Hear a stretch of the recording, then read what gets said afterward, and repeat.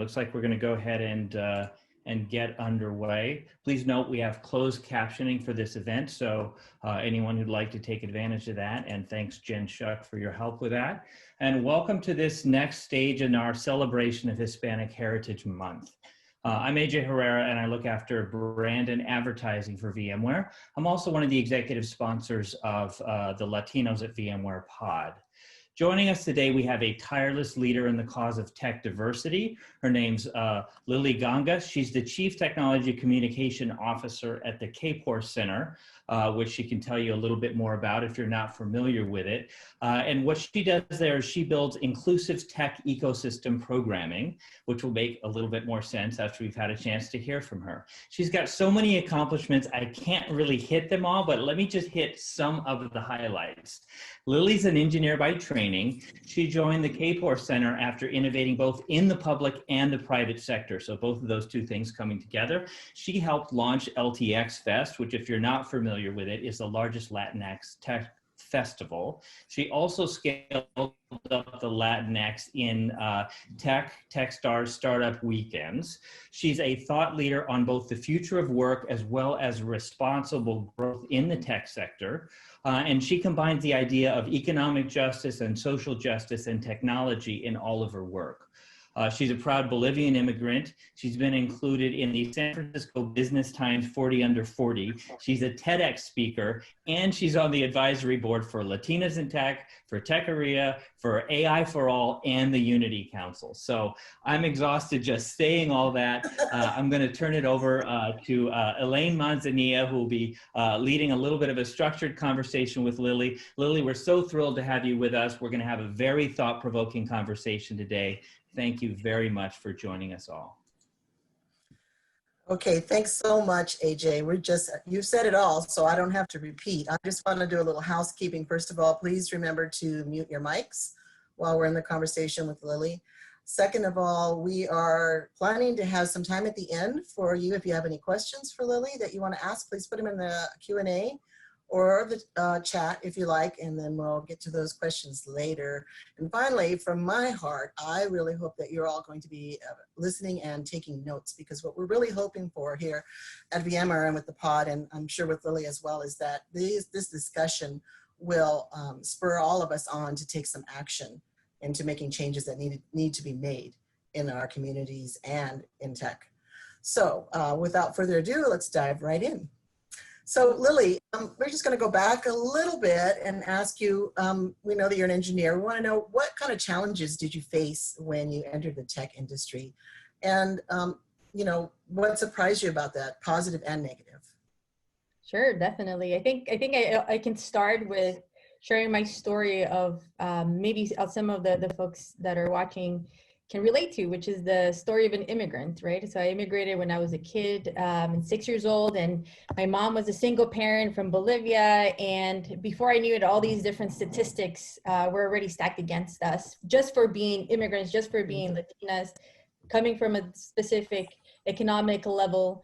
But I think what was really surprising to me is that my mom, especially, I know since we're all in community here, you all have those moms, and please, you know, put it in the chat so we can make it into a two-way conversation as well. You know, the moms are like, whatever you start, you finish, right? And so that always stayed true to me. Specifically when I was a kid, because I didn't know English, math was my language. And so I was very fortunate that I'd had teachers really early on that were like, oh, you know what, she seems to be like this math person, this STEM person. So I fortunately was able to get tracked into opportunities that allowed me to develop that skill set. And then fast forward, I went to magnet schools for math and science, got into, you know, what the wonderful world of engineering was. What folks didn't explain to me back then as a kid was that electrical engineering was extremely difficult, especially when, you know, your first class, and whoever has had that feeling where they're like, look to your left, look to your right. One of you is the only one that's going to be here, and like by the end of the 4 years. And so I'm like, what is this environment? And so it's naturally, I started thinking, I'm like, oh my gosh, it's going to be so challenging. And everybody comes from parents who are engineers. I have access to so much stuff that I didn't. But I just remember my mom told me, especially I remember the third year in when I was studying, where I was about to change my major. And my mom's like, no, whatever you start, you finish. And I think that that specific goal has and mantra has really stayed with me throughout my entire career. So when I started as a multidiscipline engineer, which is I started my career at Raytheon, I took that into my heart, right, and everything that I did, because I was thrown into this environment where I had to learn also how to code. I had to learn new languages in addition to being on the hardware, and like you're just kind of going. And so I had to go back and take classes. So I would say that a lot of the challenges that I faced was, one, not losing confidence. The other part, the other learnings and positives that I think was making sure that if there's something that I started to get to feel more comfortable when people were like, oh no, that's too hard for you. Oh no, you can't do it. I was like, well, you know what? Now I'm going to do that. Right. When I would be in the midst, I'd be like, oh my gosh, this is so much harder than I anticipated. But I just remember my mom going back to the same mantra. And I would say, especially just to go in, once I started in the, as a technical developer inside the aerospace industry, I think one of the parts that, and for folks who may be familiar with that industry, one of the things that to me stuck out was that I didn't even have the opportunity to see myself as like the Latina, the only woman in the room. Sometimes I was the youngest person in the room. And so to be able to be taken serious in some of these discussions, especially when we were going into deep dives around specs and whatnot, it was actually really challenging. But at the same time, I used that to my superpower, where I started to say like, well, you know what, I'm just gonna ask a question. I wanna learn more about it. And that I think was a part that I started to move from some of these negative feelings to a more positive and more empowering. And I think that especially as we are also celebrating our Latinx heritage, we know that we are more than a month. This is our life. We're actually one of the fastest growing groups in the US.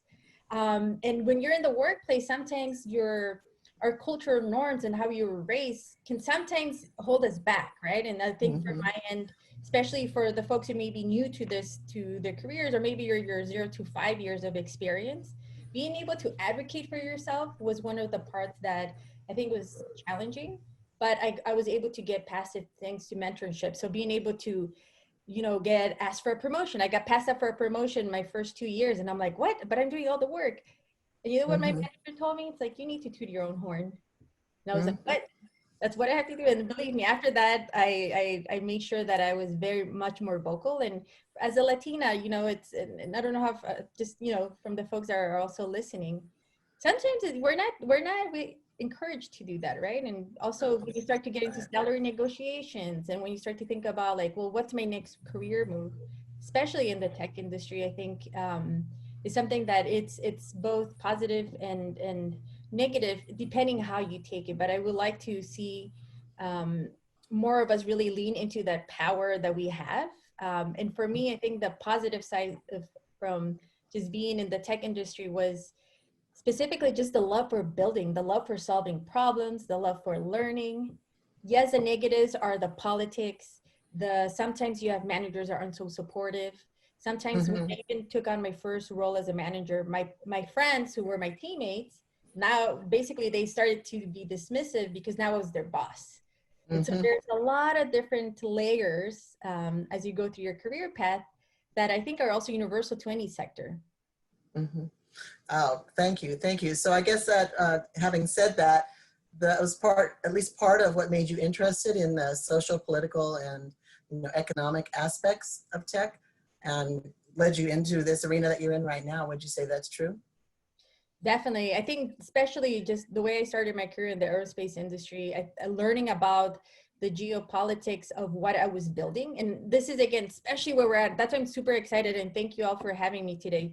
It is so important for us who are in this tech sector to hold tech accountable. The things that we are building do have an impact, whether we want to see it or not, right? It could be direct, it could be indirect. And we must not forget that tech is a tool that has different actors. It could be used for good or for not. And I think that this, especially for me, being able to be in that industry where it was so complex, it helped me open up my eyes really early to what I was building, what are the consequences, and then just really understanding that it wasn't just about like a line of code or a simulation. It was really about how this fits in the overall macro, not just in the US, but in the global sense, right? And so definitely, I think that I'll just share a quick story. When I was in Boston, like I was living in California.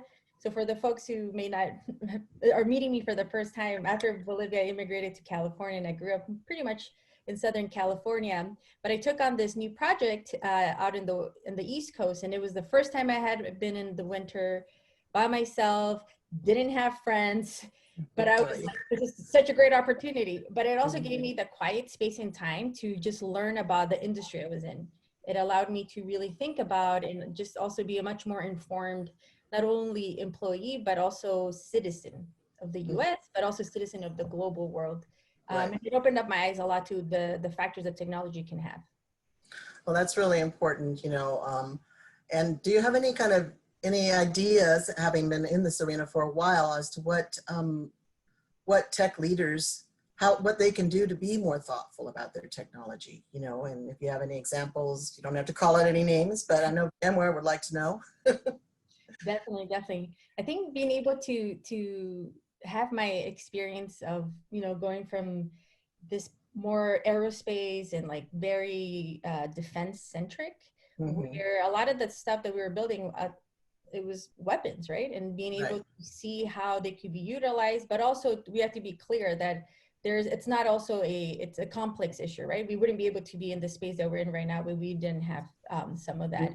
And so we're all part of the same, both problem and solution.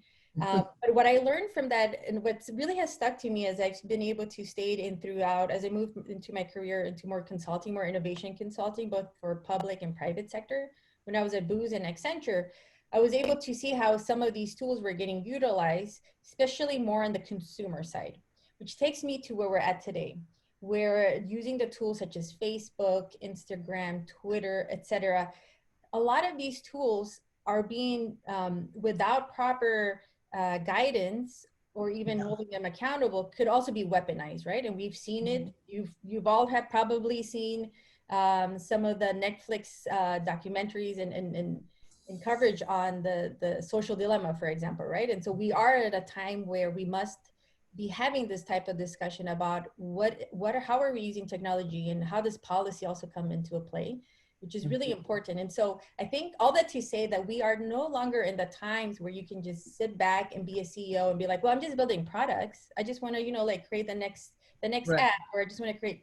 We're no longer in those times, because whether we like it or not, a lot of these tools have direct impact in communities. Specifically, as a CEO, you can't just say, I'm just going to, you know, focus on the bottom line. It doesn't work that way anymore. And I think we are really at a time where we need more activist CEO. We need CEOs who have strong morals, who can say, like, you know what, that just because we can build it, we shouldn't be building it. You know, just because we can scale it, should we scale it? Those are dialogues that I think CEOs really need to embed into the entire organization. I do think that there is a lot of damage that could be done without even knowing, right? And so, especially just taking a look at what that entails, and I know some of the leaders may not be comfortable with this, but let me tell you, we are not in normal times. We've never really been in normal times. And if we don't step up into our power now, whatever role you're in, whether you're just starting your career, or you're even in the finance, or even the leader of the organization, we all need to have a much more broad discussion of what are we building, and why, and for who, and how is this actually closing a gap of access. A CEO that I would say, and I'm biased because of the Kapor Center, we have the side of the house, which is focuses on investments and startups, Kapor Capital.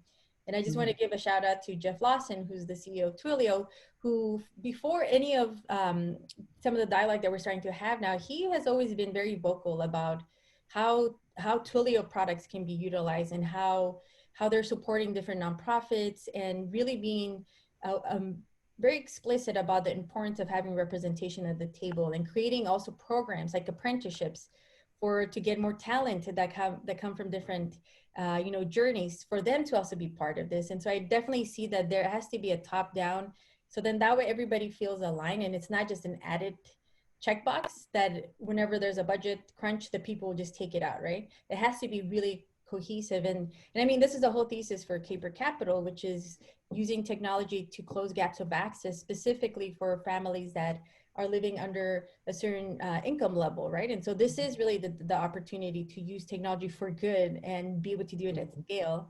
and Yeah. build teams around it that are also aligned with it. So I would say that there's a lot, and there's a lot of other leaders. I hope that more step up. And if you're somebody who's in a company that you don't feel your leadership is also stepping up, this is, you got to also look at different opportunities. I don't think we are in a time to be playing like the soft game anymore in any of these issues. We're facing extremely big issues as a Latina in this country, of what we've seen, the pandemic, how it's disproportionately impacted our families, Yeah. communities. We have to just really think about the power that we have and step into it, and we have to hold our leaders accountable. Thank you. Yeah, I think you kind of led us into the next set of questions, because we are interested in knowing how corporations and the people that run them can achieve social justice and increase diversity and inclusion, which is very important. And you've touched on that with some of the things you talked about with the Kapor Center. And so I think that might be a good starting place for anybody on this call to take a look and see how companies can become involved in that if they're actually committed to it. And some companies are interested in the bottom line.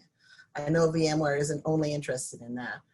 So talking about diversity and inclusion, what do you think are some of the biggest barriers for making tech more diverse? And how can we build more diverse teams? Yes, well, let me tell you, this has all been very well documented and researched. I highly encourage folks to check out the Leaky Tech Pipeline that looks at all the systemic barriers of why we're at where we're at with the representation, right? Specifically in the Latinx side, where we're less than 8% across the big four companies that are about $6 trillion of the market share, yet we're some of the largest consumers, and we over-index in even our mobile devices. So definitely, like, there is, and it starts really at the pre-K through 12, it goes to the post-secondary, to the tech workforce, and eventually into being an entrepreneur and an investor, right? So definitely I'll put it in the chat for the folks who may not be familiar with it. But there's just even, and I'll answer your question, but I'm going to make this deviation really fast, because I think when we think about where's the talent and where are they, right? The problem is, we know that there's a lot of bias in hiring. We know there's a lot of bias in identification of the talent. If there were folks who would take the time to take a look at the amazing genius that there are in community colleges. Yes. Some of my best classmates that I met at USC and engineering were all community college students. Yep. And I would say, like, there are unfortunately there are companies that still to this day only go to the top 10 or the top 5. And so you're already starting from a deficit. But I want to take this deviation because, especially in the times that we're in right now, one of the big barriers that was identified in the Leaky Tech Pipeline, all the way at the beginning, is the digital divide. I've been hearing about the digital divide since I was in undergrad. That's over 20 years ago. And back in the day, we had public Wi-Fi for the local schools. I was already taking classes online and doing electrical engineering master level classes online. And for us to be in the state that we're in right now, where at least in California, we have 1.5 million students disconnected or underconnected, of which 60% are students of color. And in California, we know we over-index in Latinx. Across the US, we had 50 million students estimated to be underconnected. This is the most fundamental issue that I'm struggling with. And it keeps me up at night, because this is the future of the talent, right? And when we are not being able to provide in the basic needs of education, what are we doing? Why are we even talking about artificial intelligence when we haven't even solved some of the fundamental issues? Right. And so I say all to that because all this pattern, it does feed in, because your students are starting already at a deficit if they're not able to get the education, or they're going to fall behind. But specifically in the workplace, I think there are very obvious issues that from a workplace, right, which is a little bit more what this audience is, and I'll just name a few. Specifically, there are barriers, as I was saying, in the social capital and networks. Like if you don't have role models, or if you don't have a champion that's helping you see yourself in a role, it's very challenging to be able to get past that imposter syndrome, right? But then even when you get you get past it, and then now you're interviewing, and for whatever reason, they're not recruiting at your school, there's bias in hiring, and that's been very well documented. But let's say you make it through, now you're in your role, and then you get passed up for the promotion, or your pay is not at parity, right? So now we have biases in advancement opportunities, pay inequity. We have Latinas equal pay day coming up, which is like in November, and that's ridiculous when we take a look at the percentage of Latinas in the US workforce. But then on top of it is we have to also just really take a look at the workplace culture and the turnover. And so this is for the folks who may also not be familiar, there was also Kapor Center published a study called the Tech Levers. And what that really focused was on identifying the big issues. Why is talent, once you're even inside tech companies, why are they leaving? Right? And what can be done about it? And so I'll say the five findings from that report, which is number one, better pay. If you're on those chat windows, who doesn't agree with that, right? But sometimes if you're not advocating for yourself, but you're also not doing a quick scan of your own market value at that moment, you might not know that you've actually are falling behind, that the wage gap actually starts widening for especially for women of color, Latinas, and just in general. Like you might start at the same point when you were your first job, but as you start to get into more middle management and even at some of the C-suites, the pay definitely starts to get wider, the pay gap. So definitely better pay, improve company leadership, which is what we were just talking about. What are those tech leaders that are doing it right? And it really starts with the CEO believing it and supporting it and rewarding. If you don't measure what you're saying that you want to value, then it's not being taken serious. The third point is promotion. People need to have upward economic mobility. You want to have something that you're striving for in your own career. And then I would say, especially in these COVID times, I'm not a parent, so whoever has kids, my heart goes out to you, because I know that in these times, being able to do your work and having the work-life balance, it doesn't exist anymore. It's like right now my extra room is like my office, but it's also where I keep all my papers. But then for a long time, my room was my office, or like the kitchen. I can't even imagine what it's like to have even additional, responsibilities on it. And so I think now we're really in a time where we can start to take a look at new opportunities of what does this work-life balance even look like going forward. And I would say the last point is people just want to feel seen and heard, able to be in a positive and respectful environment. And so I hope that also in these times with COVID, that we are also leading with much more empathy. Yes, I agree. Speaking of COVID, we're all still here months later, still at home, wondering what's going to happen and how soon that's going to happen. But COVID, talking about COVID and so many people that are able to working from home, we'd like to know, what does the future of work mean to you?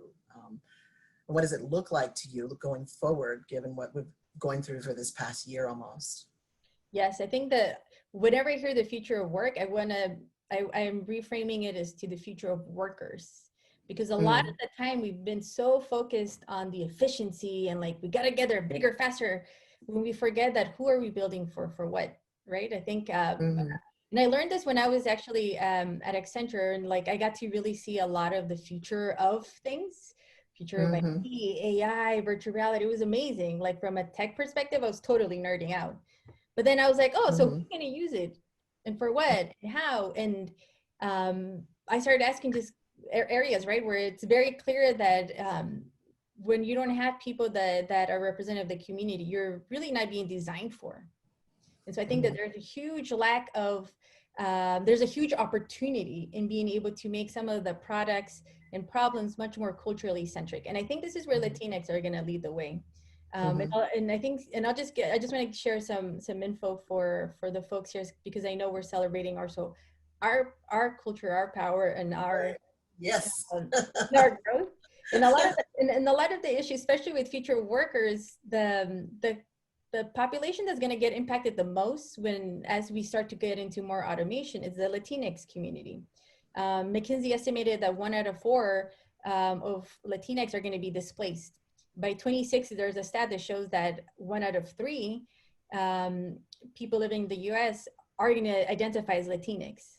So you're more or less getting to a sense of like, oh my, like the amount of power that from a representation that Latinx have. But it's potential that we got to realize. And that's the part that I'm super excited why, again, today, I'm here with you all, but also why we're also excited for LTX Fest, because when you take a look at the US in general, we're the fastest growing. We're also not only one of the largest consumers, but we're also creating. We have some of the largest numbers of entrepreneurs.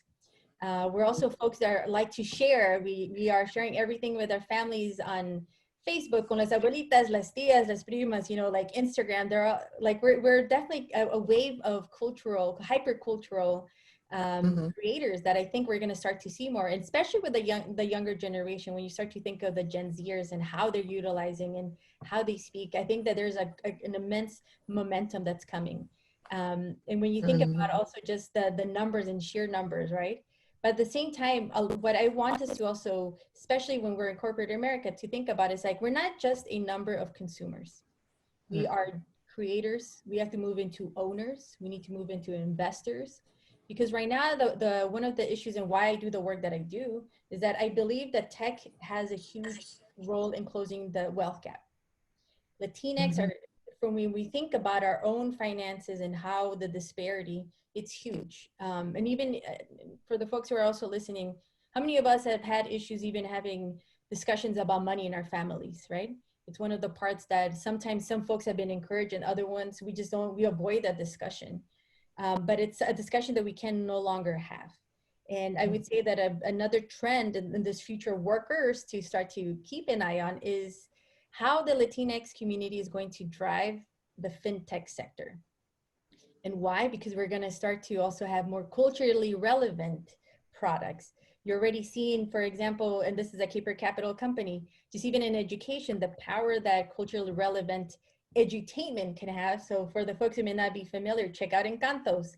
Imagine being able to be able to celebrate your culture and heritage while also your kids are learning how to read and increasing their comprehension, right? And they're using technology and doing apps. So I think that there's a huge opportunity where a lot of this creativity is going to come out. And that's a part that I think when we think of the future workers, I also want to make sure that we are not only looking at the problems and the whole displacement, because I think that is a whole dialogue, but I think that there's an opportunity for us, especially to lead, to create products that we can resonate with. And you'll see those products actually take off. And we're starting to see that. And for the folks that follow some of the fintech trends, take a look some of the companies that recently have gotten funding, some especially venture capital funding. A lot of the Ubers, a lot of these other types of tech companies, most of their growth is coming in Latin America as well. And so there's a huge, huge momentum that I think is coming for us that we need to be aware of. But I mean, here'll be my last point, especially in when we start to think about the social justice and economic justice, that we also have to be aware that a lot of these technologies are also being built and run on the back of our own community members. When you just take a look at, for example, with COVID, as we've seen the disparities in access, the disparities in equity, who has access to healthcare, education, who has to work on the front lines. We know that Latinx have been one of the largest groups at the front line, not just at the register, but like literally the farm workers, right? Whether it's fire, earthquakes, pandemics, they can't stop working. And so I think that that's for us to really start to think about how are we stepping into this, whatever this future work is going to entail, how are we redefining what that entails? How do we have a much more inclusive lens into how we're building the new economies with the sense of keeping in mind that at the center are most vulnerable workers? So we got to look at the wage disparities. We got to take a look at new benefits. We want to make sure there's a concept that I'll share with you called portable benefits, that if you leave your job, you still have that with you. How do we look at like being able to have better relationship with money and saving, right? And then also I would say, as we go into the future of work and automation, how are we continuously upskilling and reskilling with a number of people that are unemployed and displaced because of COVID? This is where the opportunity that tech can really create a whole new career for a lot of people, but they have to see themselves in it. And I think that this is the opportunity where we could definitely lead and change. And so, I mean, I can go on this topic forever. We would listen because this is appreciated so much. But Moving on to something, I think that onto something that's a little more individual and maybe a little bit sensitive. Traditionally, Latinos are not super political, but we're curious to see what advice you would give to us and other people who are apprehensive about addressing political issues, specifically, human rights issues, and also interested in if you think tech has a role in that, and what's the responsibility tech may have with regard to that. I mean, that's not business, right? That's socially conscious. So we're curious to hear what you have to say about that. Yeah, definitely. I think for us, especially as Latinx, I don't know if folks understand the power that we have in just sheer numbers. We are, for the first time, the largest voting bloc Yes. in the US, right? Yes. Yet we also still have folks that are, yeah, they're not gonna go to vote. And I think for me, when we talk about our moment, of not being added on, we have to show up. Right. And I don't think, like, if you have not been moved with what you're seeing in the headlines of how our community has been purposely targeted, from the kids, the families, the women, the workers, and for us to still not be moved, that's a conscious choice that some of us are making, right? Mm-hmm. And I mean, just even to share for my own family, my mom, when she was in Bolivia, my grandma was involved in politics. So my mom and it was like, no, I don't want you to be too vocal and like this Twitter and this Facebook. But at the same time, this is not the time to be quiet. No. Especially in the roles that we're in. And for the folks who are listening, we actually have so much privilege that we need to empower. And this is why, for example, the LTX Fest, this is why we want to make a call for all the leaders who are in tech to step into your leadership. And it's not something that you have to necessarily run for office, right? But it could be as simple as taking steps of helping your family get educated. My mom texted me 2 days ago, so excited that she got her mail-in ballot. And she's diabetes type 2. So this whole COVID has really put her in a depression. Right. But you know what? Look at her. She's already like, okay, so what do I vote? How do we do this? She's already like dealing with her own, living on her own and being scared to even go outside. But yeah, she's like, nope, I know that this is what I got to do. And for us, especially, and I don't know for the folks, how many of the folks are a naturalized citizen, but for me, becoming a citizen of this country was really important because I also grew up with friends who were undocumented. And when I remember going to college, they were smarter than me. They had even more opportunities, but they couldn't live those opportunities because of their status. And I remember that I made a vow to myself that I'm here to support those folks who couldn't do it. And in their honor, everything that I do, I want to make sure that it's purposeful and I'm creating opportunities for others. And so for everybody here, given the sheer number of our communities that have been impacted and don't have the opportunity to vote, and for us to sit back, I think that you got to wake up. That is not something that you want to be on that side of history. And so it is challenging. It is difficult, especially also in our families where we're not used to having this dialogue. And I mean, we're seeing things out in Florida about like some of the relationships with Cuba and the candidates and Trump and Biden, and like just even the identity of all of this stuff is challenging for a lot of families to even have, right? Because they're all in different sides of the house. But I think if there's any time that, even if it's a simple activity of like sitting down and saying like, here's where you can get the information, here are the pros and cons. But at the same time, I'm very bullish on saying like, we got to move, we got to mobilize, because if we're not standing up for ourselves, nobody's will. Nobody's coming to save us. We are the ones we've been waiting for. And I also want to encourage, if you have younger kids or if you're a younger voter, we have to engage our youth vote. All the protests that have been happening because of the Black Lives Matter movement is super critical for also us to support our Afro-Latinx community, to stand in solidarity with the Black community, because this is all for us, right? And so we all have to join and be in solidarity more than ever, because if you don't think that your health and safety is at stake, it really is. And if you've taken a look at the ballot, if you're in California, just go and take a look at what's in the ballot at the state level or the local level. Equity is on the line. So if there's any year to be an informed citizen, it's this one, and you have to take the action. And if you can take more of people along with you, even better. And if anything has showed you that your individual health requires collective health at the bare minimum, right? That's the pandemic that we're in right now. And so please use this time to wake up, mobilize people. I always ask myself, I'm like, what side of history do I want to be on? And believe me, I've been working, and a bunch of folks probably have been, you know, on top of their work doing extra additional things. There are days that I'm doing like 14, 16-hour days to help our communities stay informed or create different opportunities, because it is that important and it is that crucial. And even I've even taken on like to be a commissioner for redistricting. I was encouraged by the Latino Community Foundation to be more active and learn. And you know what? I'm one of two here in Oakland. And when Oakland, the new majority of Oakland is Latinx. So imagine if I wouldn't have submitted, and I was randomly selected to be part of that group that helped select the next set of commissioners. And imagine that, just one person. Right. How many of our different cities are happening? Like, I'm looking just when we were jumping in earlier where everybody's calling, and there's so many different roles. This is the time that we, you know, like if you haven't been mobilized to be part of the school board, listen to your, you know, council member meetings. Thank goodness there is Zoom, because now we are just so much more informed and able to access a lot of this. And so I just encourage everybody, just see where you're at and see what steps you can take.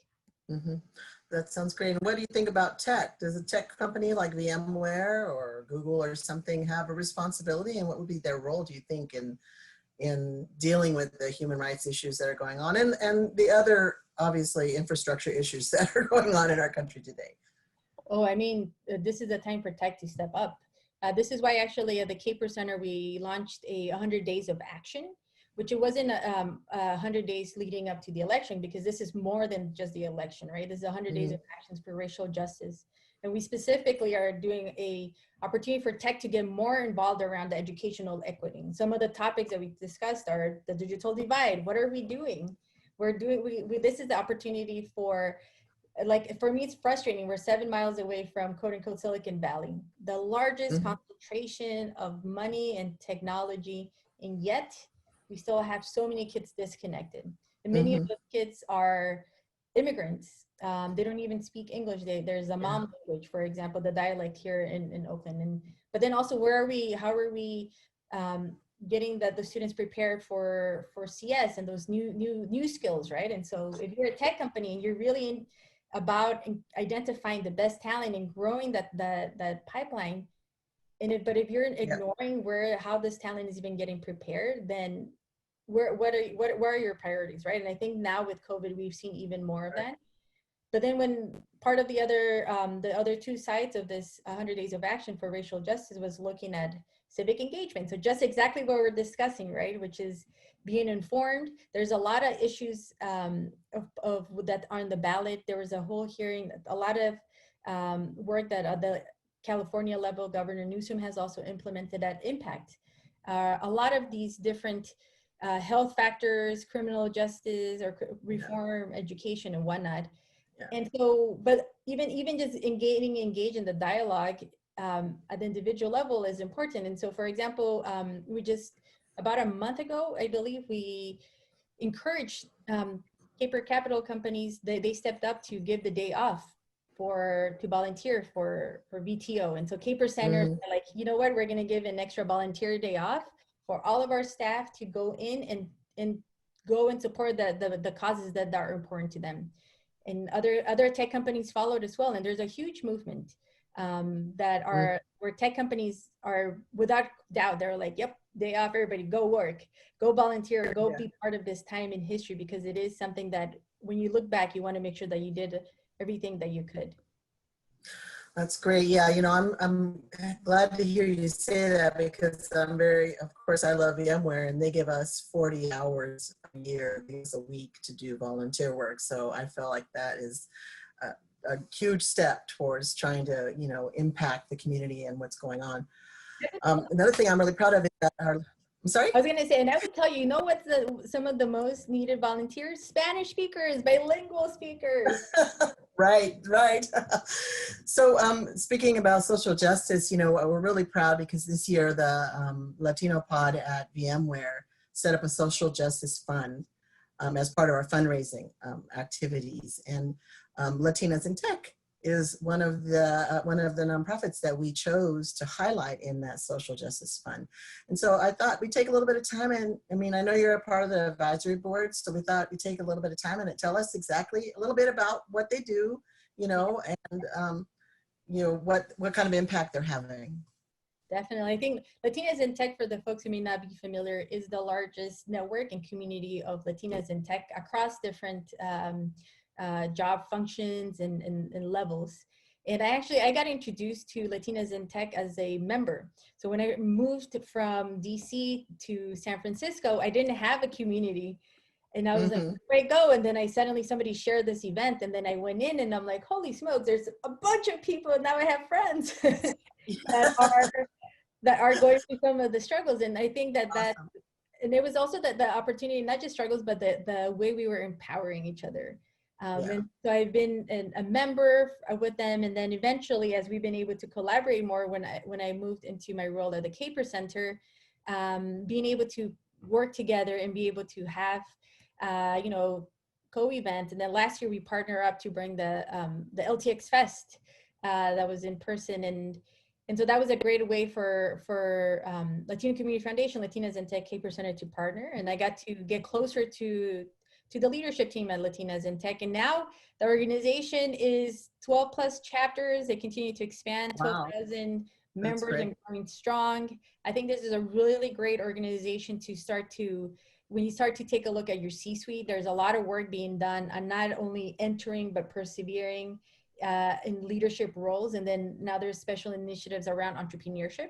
So I'm excited to see that, because I think that that's super critical when we also think of the closing the wealth gap. We want to make sure that you're owning, right? You want to understand concepts of equity and investment, and like there's a great number of Latina entrepreneurs in the making. So again, that's going to be a way for the folks who may not be aware.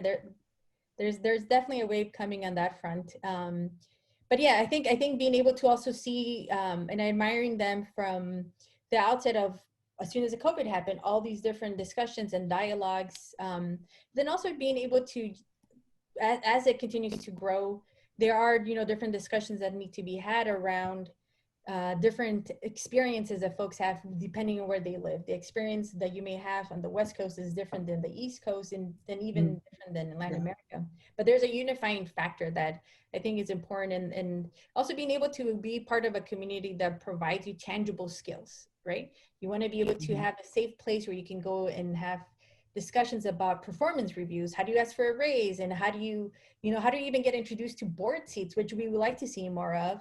How do you even think, when do you know that it's time to move into different opportunities? Should I launch my company? And there are certain issues that I think are unique. And it's important to have a community that you trust. And so I definitely support them. I just joined recently as a director for civic engagement.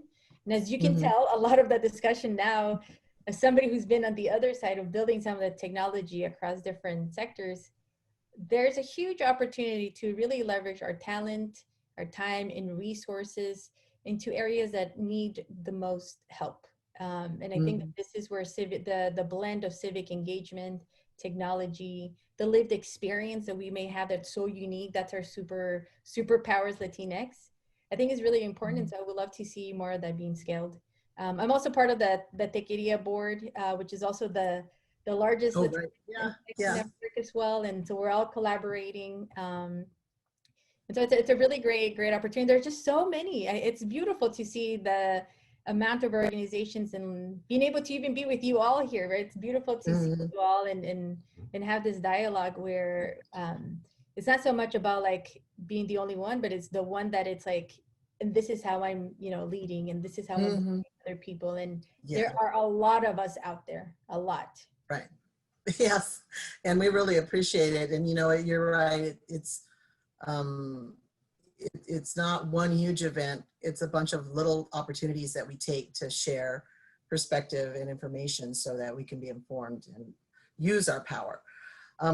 So again, and we're excited, of course, I'm putting a plug in that VMware's Latino Pod, where this year we're going to be a sponsor of the LTX Fest. So it's the first time, and we're very excited about that as well. So finally, this is, we'll end on a lighter, hopefully a lighter note, and just ask you what makes you hopeful about the future in the tech space and in general. Yeah, what makes me hopeful is the next gen. I think just being able to see how the youth is asking different questions, the sense of boldness that I don't think a lot of us, especially for the folks who've been Yes. in the for a while, have. Yeah. We were actually more or less, to some degree, forced to suppress some of those questions, right? We didn't have an opportunity to have a dialogue around this. Yeah. And so I'm really, I'm hopeful for that, because I think now we're starting to see the opportunity for rethinking, reimagining, building something up in a way that it's really inclusive. And it's not a trying to just put band-aids. I think here's an opportunity where this next gen, you got to be ready for them. They're asking a lot of questions, and really great questions. And they also have a very intersectional lens that I think is also really important and valuable to make sure that we add to that discussion. And so for the managers here who may have some of those younger team members in your team, give them the space to share their ideas. I think that is, I think you'll see the creativity and the innovation that comes in. We're all collectively listening to each other. But I would say from specifically the youth, and I have to give a shout out from the Kapor Center to SMASH, which is a program that helps get more students in high school to get into STEM careers and CS careers. And I've been able to, this past summer, just see how some of the alumni were able to create prototypes and actual products in a really fast pace. And so that's why, again, I see it directly, and that inspires me. I'm also on the board for AI for All, of seeing how the students are reimagining how to use automation and algorithms. And I think all of us, there's a lot of movement with some of the younger kids who are rediscovering, and actually the types of questions they're asking is the types of problems that I think we should be putting more attention to. So that gives me a lot of hope. A lot of other hope that gives me is spaces like this, being able to have this dialogue. I know the folks, you could be anywhere right now, but the fact that we're here in support of each other, I think is what keeps me hopeful that it's kind of the LTX Fest theme, United We Rise. And so I absolutely. We have more of that. Well, that's fantastic. Thank you so much, Lili. And now I think we still have a few minutes left, so we want to get to those questions. So I'm gonna hand you over to Mariam Becca, who is our culture chair for our Latino pod in Palo Alto. Great. Thank you, Elaine, and thank you so much, Lili. I have like 4 pages of notes and quotes from that conversation. Just so many great tips, resources you shared, and really actionable things. So really appreciate that. And I have a couple questions that have come into the chat. I had my own like 4 questions, but I won't be selfish. I'll hold those if we do have time at the end. But there's a couple of questions that have come in, and encourage people to add them to the Q&A function.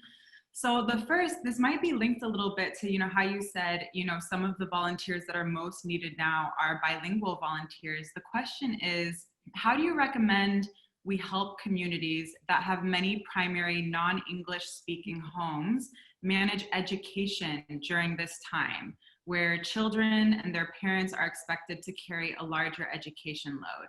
I have seen firsthand classrooms with children that do not speak English sit there and are not even able to understand the simple task of what folder to use in the classroom.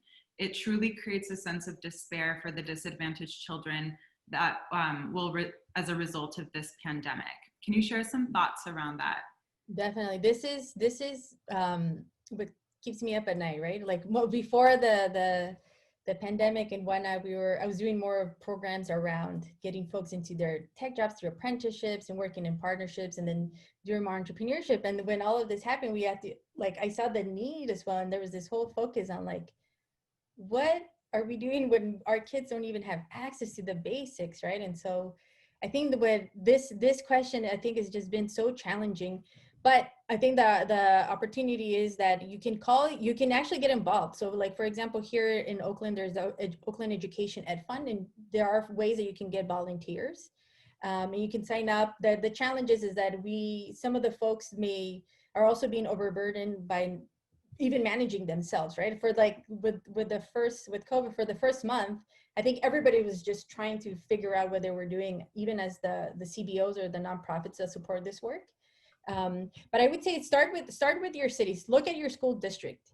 Go to your city and see, is there a digital equity plan?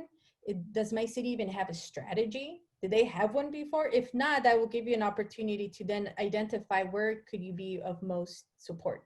And there tends to be a lot of different organizations that are trying to do this work. And sometimes, how do you know which ones to choose, right? And so I would just say that here's an opportunity, and maybe work with a couple of friends and be like, hey, look, let's set up on, a Friday afternoon, 3 of us are gonna go ahead and identify and volunteer to do phone banking to help the students and the families understand that there's a tech survey, for example, being conducted for them to get laptops. That's actually what I'm gonna be doing on Friday. There's a need for Spanish volunteers, and we're like, okay, which high school has some of the lowest tech check survey results? And so let's go with them. What's their demographic? Oh, it happens to be a lot of Latinx families aren't connected. And so there's a lot of on the ground. I would say do your homework. There's a lot of organizations have been doing this work for many years. Start locally, and if for whatever reason, there's also, if you can't find or connect directly, there's a lot of work right now that needs to be done at the national level or state level. And so it's definitely a challenging part, but we can't give up. We cannot give up. And this is also an opportunity. If you don't have the time, use your funds. There's organizations that are also taking in tech equipment, for example, right? So definitely a lot of different ways to get involved. But start locally, do your homework, and then see what you can and how you can be of best value. Yeah, I love that advice that, people can really just look, within their local community, and that we really do have the agency as citizens to even just start things on our own. You'll be surprised. Your mayor might take your call. Yeah, exactly. We have another question here. This has actually been a topic of discussion in our Latinos VMware group, recognizing that you're using the term Latinx. Mm-hmm. And so there's a current topic of discussion in our organization. Some people would say that Latinx does not resonate with Latinos, while others would say that Latinx is more inclusive. What's your take on the Latinx term? For me, definitely, we've had this dialogue as well, and a few years ago, Latinx for me is what I choose, because I want to make sure that it is also the most inclusive term for our non-binary community members, for our trans community, especially in the Latinx culture. We don't even get to have these types of dialogues, right? And so I think from an LGBTQ, this is one of the most inclusive terms, and that's how we've adopted it. When we think of Latinos in general, I know that in itself, like folks, in my opinion, you have the agency to identify however it resonates with you. I choose Latinx because to be more inclusive of the community members I mentioned and how they identify, making sure that they're feeling seen and heard. But I would say even with the term Latino, like as a Latina, there's an example, right? It's like 3 Latinos are working together, and then one guy comes in, one Latino guy, and then now they're all Latinos. And so as a Latina, to me, the Latino term doesn't feel representative either. And granted, we know that there is a lot of gendered pronouns in our language, especially in Castellano and in Spanish and whatnot, that a lot of the stuff there's a great books about this, by the way. Check out Paola Ramos. She's coming out with a book. She's also going to be at LTX Fest.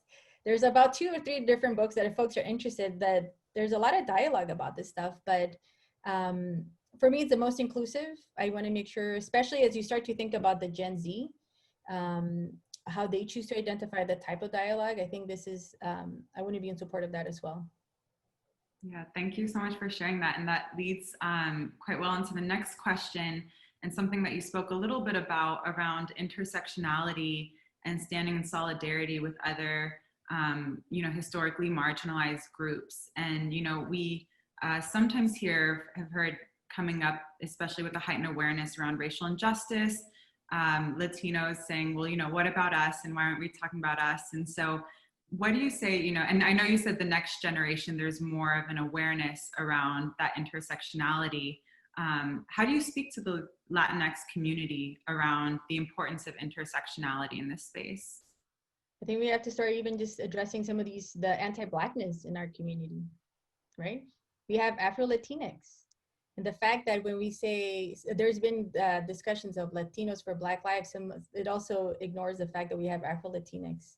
I think that it's one of those parts where, especially having dialogues like this in the workplace, are challenging because folks have come from a different level of understanding and history and background.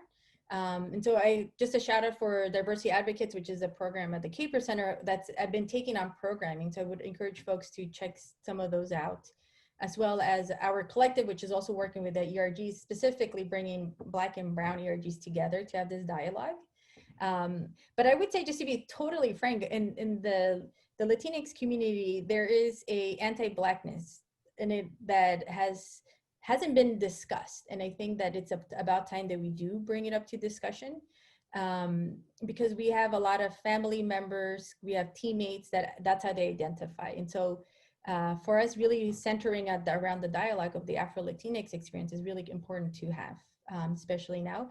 But I would say especially this whole us versus, I don't think we should be looking at it that way. I think it's kind of like if the most marginalized group is able to be treated fairly and justly, why wouldn't we be supporting this, right? It's part of like even inclusive design principles. And so I think that there is an opportunity here for maybe for folks who feel hesitant to have some dialogue with themselves.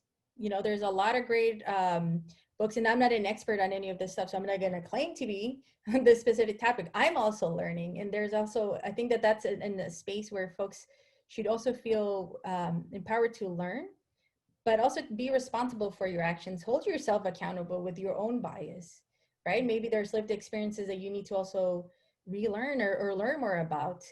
For me, living here in Oakland has allowed me to see firsthand the power of community, the true legacy of the Black Panthers. Like especially when I think about years ago, whenever I used to hear that term, I was like, what is that? And because of all the narratives, right, of the mainstream of how it was conducted, I would tell you, we are really, for the first time, getting an opportunity to learn the real history. And the real history is in the community, it's in the grassroots. And so I think we should be very, very diligent about how we're consuming information from who, but also having the opportunity to have the dialogue with ourselves and address our own issues around anti-Blackness.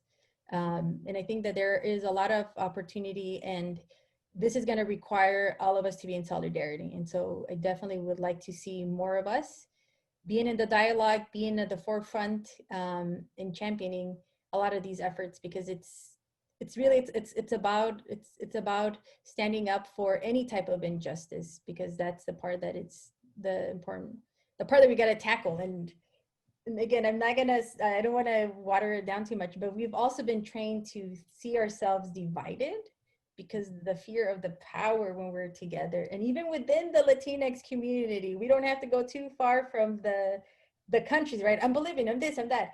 We have a lot of pride, but at the same time, we also can come together, just like we can be together in solidarity with the Afro-Latinx, the Black community. They need us, but also our Asian community, right? We have this whole intersectionality. That's why by 2060, 1 of 3 individuals in the US are gonna identify as Latinx. We are part of a lot of this amazing diversity across the US, and more to come.